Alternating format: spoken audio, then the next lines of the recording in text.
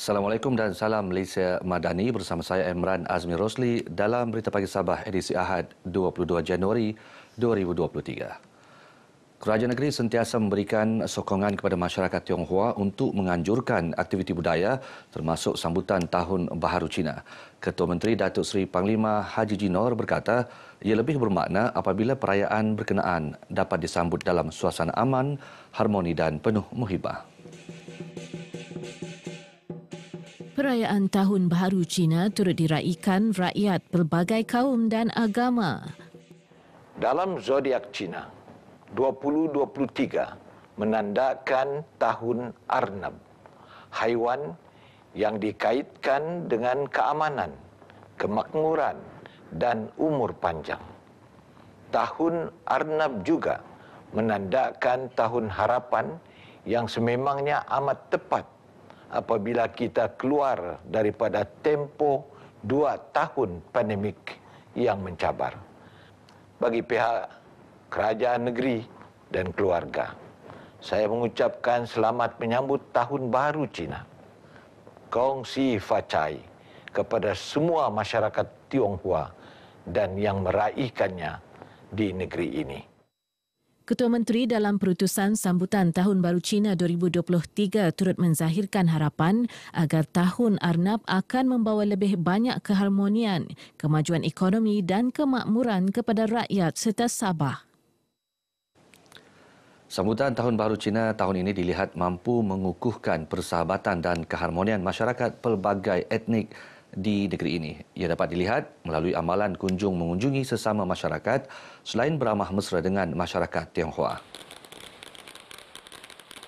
Ia sudah pasti akan dapat merapatkan lagi perpaduan dan saling faham memahami antara satu sama lain. Dan yang lebih penting ialah ia akan menyedarkan kita bahawa negara kita ini adalah milik kita semua. Ia satu kekuatan kepada kita bahawa kita mesti sentiasa hidup bersama-sama untuk memastikan negara kita ini sentiasa berada di dalam kesejahteraan dan kemakmuran. Beliau ditemui pemberita sempena Majlis Penutupan Bazar Malam Tahun Baharu Cina Anjuran Pergerakan Pemuda DAP Tawau di Tawau. Datuk Nizam yang juga Ahli Dewan Undangan Negeri Adun Apas berkata, masyarakat Sabah juga diminta mengekalkan rasa hormat, kestabilan dan keharmonian sedia ada demi generasi akan datang. Sementara itu, di Kota Kinabalu, masyarakat Tionghoa meneruskan tradisi makan besar pada malam Tahun Baru Cina dengan lebih meriah berbanding 3 tahun lalu ketika negara dilanda pandemik COVID-19. Tinjauan RTM di sekitar Bandaraya Kota Kinabalu mendapati mereka yang ditemui berasa syukur kerana kes jangkitan semakin berkurangan, membolehkan mereka dapat berkumpul bersama meraihkan perayaan Tahun Baharu Cina. Syukur dapat bersama-sama keluarga kan. 2 tahun berpisah, tidak dapat keluar, tidak dapat berjumpa, tidak dapat mengadakan majlis-majlis yang begini. Rumah macam jadi tempat di penjara pula. Tapi sekarang syukur sudah dapat keluar, dapat bertemu semua orang. We feel touched and then we managed to get our people together again for the reunion, which is a very good experience after 3 years elapsed. It's a very good experience. We have a reflection of our life and looking forward for another better future in Malaysia, in particularly. Pendapat saya pada kali ini makan besar keluarga, saya sangat gembira kerana dapat bersama-sama dengan keluarga besar saya, mentua saya punya ipar duai dan juga anak-anak saya. Dan selepas pandemik 2 tahun tidak dapat bersama-sama seperti ini, saya sangat bersyukur dan gembira sebab semuanya kembali seperti biasa. Produk dan jenama anda kurang dikenali? Mahu tingkatkan lagi hasil jualan? Terokai peluang pakej pengiklanan produk dan perkhidmatan anda di radio RTM Sabah dengan kadar harga iklan serendah RM60.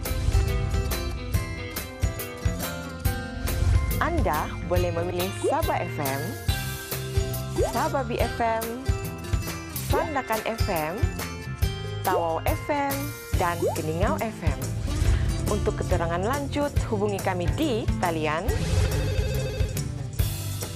atau boleh email kami di dan kunjungi Facebook rasmi kami RTM Sabah.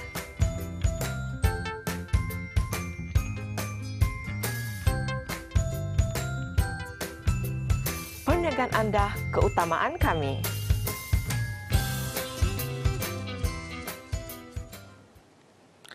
Beralih ke perkembangan semasa COVID-19, Sabah merekodkan 5 kes baru semalam menjadikan jumlah kumulatif 406,767 kes.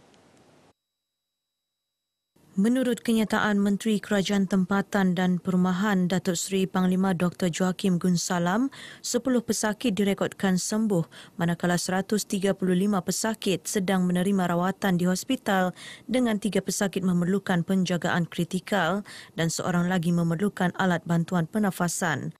Sabah kini merekodkan 8 zon hijau, 17 zon kuning dan 2 zon jingga. Kementerian Pembangunan Usahawan dan Koperasi KUSKOP Malaysia terus komited membantu pelbagai kelompok usahawan khususnya peniaga kecil di kawasan luar bandar. Menterinya Datuk Iwan Benedict berkata, peniaga kecil wajar dibantu dan dibimbing sehingga menjadi usahawan berjaya bagi membolehkan mereka menyumbang kepada keluarga dan negara. Dalam masa yang sama, saya prihatin kepada keperluan infra, bangunan keusahawanan, bangunan tamu untuk penjajah peniaga kecil seperti ini yang saya angkat kepada kerajaan nanti di persekutuan bagaimana peruntukan dapat disediakan untuk menyediakan kemudahan yang lebih selesa kepada peniaga penjajah kecil kita seperti yang kita lihat pada hari ini. Beliau ditemui pemberita RTM selepas merasmikan Taman Tamu Kampung Lompios di Kota Belud. Tambah Datuk Iwan, usahawan juga memerlukan bantuan kerajaan dalam bentuk geran, pembiayaan serta latihan dan bimbingan. Sehubungan itu, Amanah Ikhtiar Malaysia AIM, SME Corp dan Suruhanjaya Koperasi menawarkan pelbagai inisiatif dan program bagi membantu usahawan meningkatkan hasil jualan sekaligus memajukan perniagaan mereka.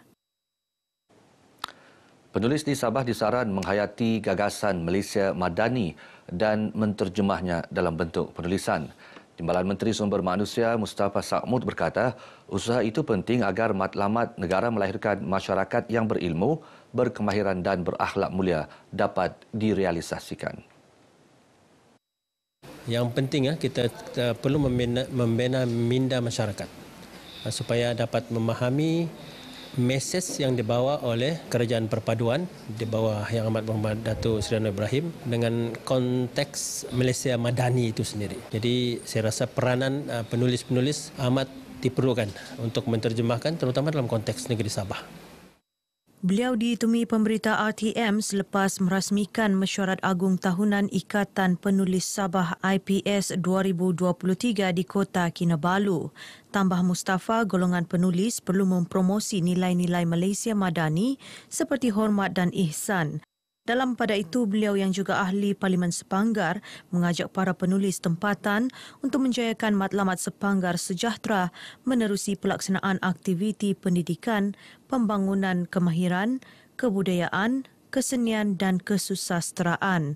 Turut hadir Timbalan Pengarah 1 Dewan Bahasa dan Pustaka Cawangan Sabah, Rusdi Awang dan Ketua 1 IPS Awang Abdul Muiz Awang Marusin. Sempena cuti persekolahan Tahun Baru Cina, pelbagai pihak terus tampil menganjurkan program berkhatan secara percuma bagi membantu golongan asnaf di negeri ini.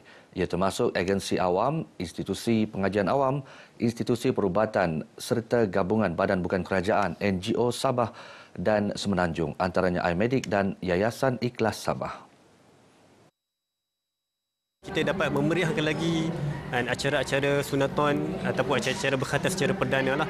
Sebab apa? Kita dapat membantu diorang. Kita dapat membantu anak-anak asnaf yang tidak mampu ni untuk berkhatan juga. Sebab masih ramai lagi kan tak dapat berkhatan. Dan kita adakan ni secara percuma lah.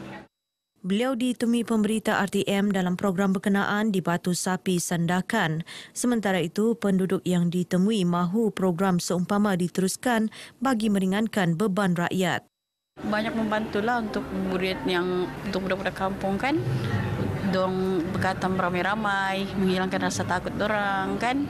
Bila ada kawan-kawan yang memudahkan ibu bapa jugalah, tak payah pergi hospital apa, cari hospital klinik untuk berkatan. Memang banyak kebaikannya.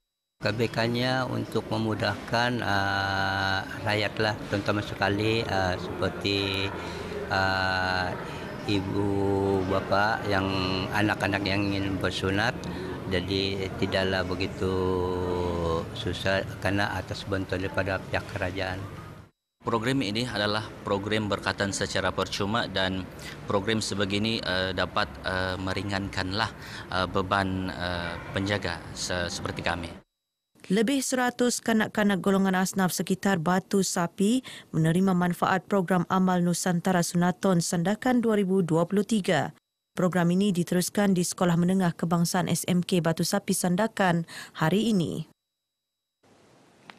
Seramai 328 peserta termasuk wanita mengambil bahagian dalam kejohanan memanah tradisional peringkat negeri Sabah di lapangan memanah likas selama 2 hari bermula semalam.